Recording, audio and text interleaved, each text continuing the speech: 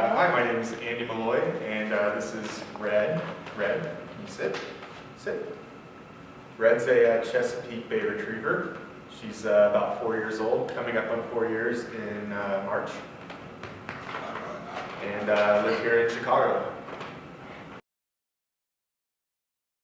So we always wanted both my wife and I grew up with dogs in our families. I grew up with smaller dogs, and always wanted something that had a little bit more, athleticism, a little bit substantial of a dog, so I could run with her, play with her, and definitely kind of take advantage of the lake. So my wife's family actually grew up with Chesapeake Bay Retrievers, and my wife's aunt, her name is Carol. She lives up in Lake Forest and actually breeds Chesapeakes. So she's one of the pretty well-renowned breeders of Chesapeake Bay Retrievers, and just happens to live in the area. So contacted her, and she happened to have a dog for us that was returned. Couldn't hunt very well, was a little gun shy, so we thought we would take her in, and we took her in about 3 years ago when she was 1. Yeah, good girl. She is a bit of a wild card, so she's definitely keeps us on our toes. She's highly energetic, as most of the breed is. She's a great companion. She's very protective of her family, protective of her house. She loves the water. She loves going for runs. As you can see, she's very energetic. She loves biting the leash, so that's one of my least favorite things about her. But she's a sweet dog, she really is. But there are some quirky things about the breed. A lot of people think, she's a retriever. She's like a golden retriever or a lab, and those are very good family dogs, friendly dogs, easy to train. They will walk up to any stranger and be their best friend, versus the Chesapeake, they're stubborn, they're very independent minded. You have to be very stern with them, very strong with them. They have a very strong will, and they are leery of strangers, so you can't just kind of walk up to a Chesapeake and expect them to be nice to you. They'll definitely kind of get in your face.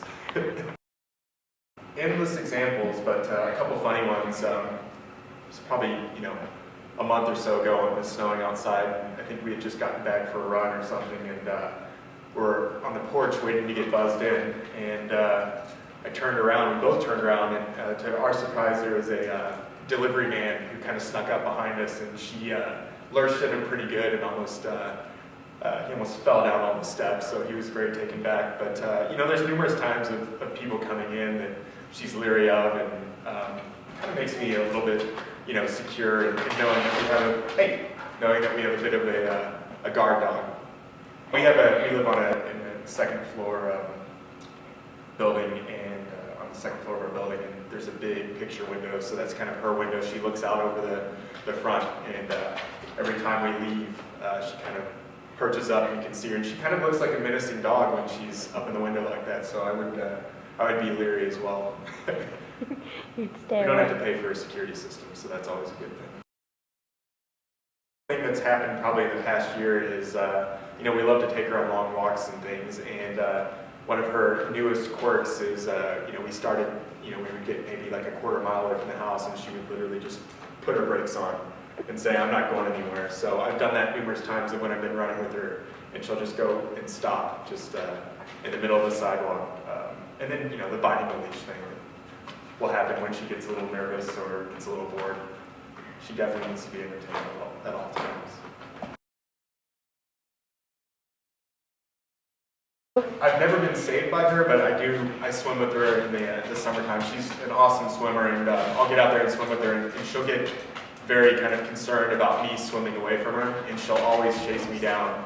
So, I can definitely, I think, the way that the play is written, I can definitely see a Chess and being able to, the strong will of being able to save someone. So I thought that was a nice little kind of endorsement of these dogs and their fearless nature, and just their love of their owners no matter what. Great, you want a treat? Sit. Sit. Sit. Down. Down. Down.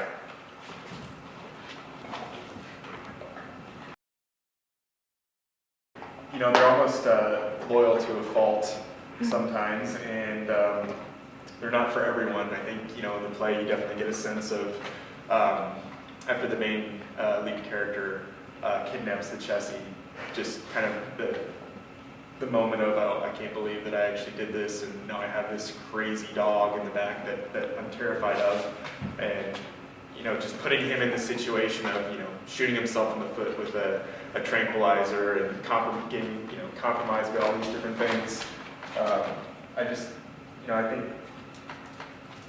I think they kind of put us in those types of situations as well sometimes. I mean, she's definitely put me in situations that I don't want to be in, but at the end of the day, they're a great loving dog, and they would do anything for you. So I've never had the kind of human connection that I've had with another breed of animal, and I feel like I look into her eyes. I know it sounds cheesy, but I feel like there's something more going on. And what's kind of funny is after reading the end of the play, and what ends up happening at the end, it's kind of like creeps me out a little bit, truthfully, because I think there is someone in here besides just a dog. And I think for anyone who reads the play or watches the play, they'll kind of understand that. And I think it's more true of this breed than any other dog that I've ever been around, if that makes sense.